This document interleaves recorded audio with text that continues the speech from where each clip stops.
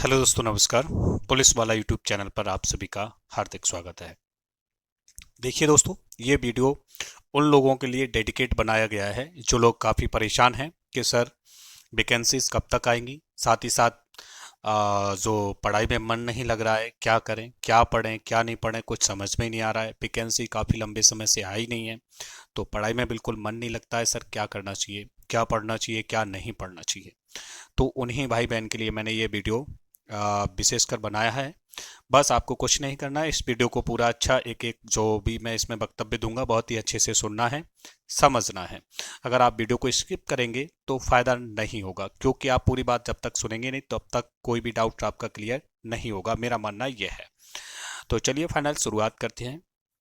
देखिए, अगर आप एमपीएसआई की तैयारी कर रहे हैं या आप एमपी कांस्टेबल की कर रहे हैं या अदर किसी भी एग्जाम को लेकर के आप तैयारी कर रहे हैं, तो आपको सबसे पहले माइंड में ये बात निकाल देना चाहिए कि नोटिफिकेशन कब आएगा। नोटिफिकेशन तो आएगा ही, ये बात क्लियर भी है। जैसा कि मैंने इससे पहले वीडियो अपलोड किया था, उसमें भी ये जानकारी आपको दी थी।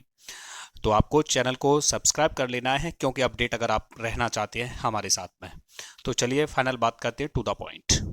टू द पॉइंट बात यह है कि जिन लोगों को ऐसा लग रहा है कि सर मेरा पढ़ाई में बिल्कुल मन नहीं लगता है, मुझे क्या करना चाहिए, क्या पढ़ना चाहिए, क्या नहीं पढ़ना चाहिए, सब्जेक्ट में कुछ समझ में ही नहीं आ रहा है, तो सबसे मैं उन लोगों को अच्छी सलाह ये दूंगा, अगर आपका मन बिल्कुल भी मन नहीं करता है कि मैं क्या पढूं, मेरे को कुछ भी अच्छा नहीं लगता, तो आपको जो चीज़ आती है ना, आपने जो चीज़ पहले से पढ़ रखी है उसी को आप रिवाइज करें, पढ़ें। दूसरी बात, जीके जीएस मुझे बिल्कुल याद नहीं होता, सर क्या करूं।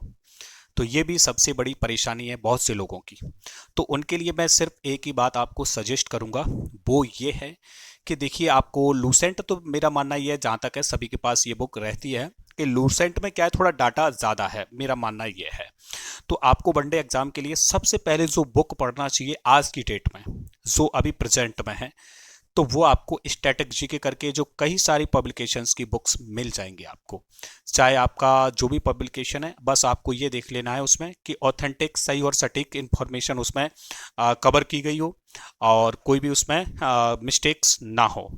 तो अगर मिस्टेक्स होंगी तो दिक्कत हो सकती है। तो आप सबसे पहले क्या करें, स्टैटिक जीके को कवर करें। बस आपको कुछ नहीं पढ़ना है, स्टैटिक जीके पर फोकस करें। वहीं से आपका जो एमपी पुलिस का सिलेबस है जीके का और जीएस का, वो लगभग लगभग 50 से 60% कवर हो जाएगा।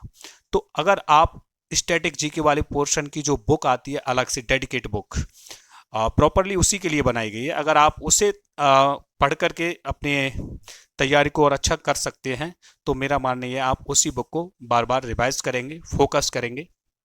दूसरा, जो एमपी पुलिस में आपको सिलेक्शन दिलाएगा, वो रीजनिंग।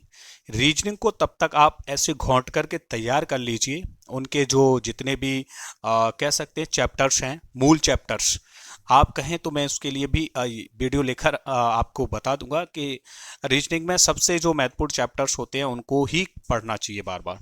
रीजनिंग के लिए बुक लिस्ट भी अगर आपको चाहिए तो मैं बुक लिस्ट भी लेकर आ जाऊंगा, कोई बड़ी बात नहीं है। आज के हिसाब से जो बुक लिस्ट है वो क्या होना चाहिए।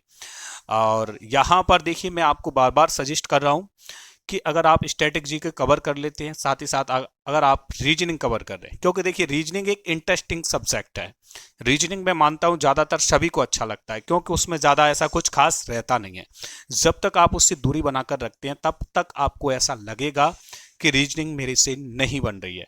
लेकिन रीजनिंग पर एक बार आपकी पकड़ बन जाएगी तो आप बहुत अच्छा स्कोर कर ले जाएंगे, क्योंकि 40 से 45 जो क्वेश्चंस होते हैं रीजनिंग में, वो आपके सिर्फ और सिर्फ यहीं से सिलेक्शन के लिए निकल करके आते हैं।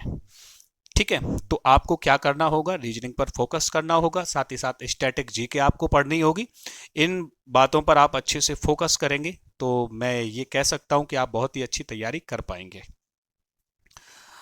ठीक है, दूसरी बात यहां पर मैं आपको कुछ और शेयर करूंगा, तो सभी लोग यहां पर ध्यान से सुनेंगे कि कोई भी गलत बात नहीं करेगा, क्योंकि जो कमेंट करते हैं कुछ लोग, फालतू के कमेंट ना किया करें। और यहाँ पर मैं आपको एक चीज़ और कहूँगा, अगर आपके जैसे मन में कोई भी डाउट्स है किसी भी बात को लेकर के, और भी अगर आपका बचा हुआ है, तो आप मुझे कमेंट के माध्यम से पूछ सकते हैं।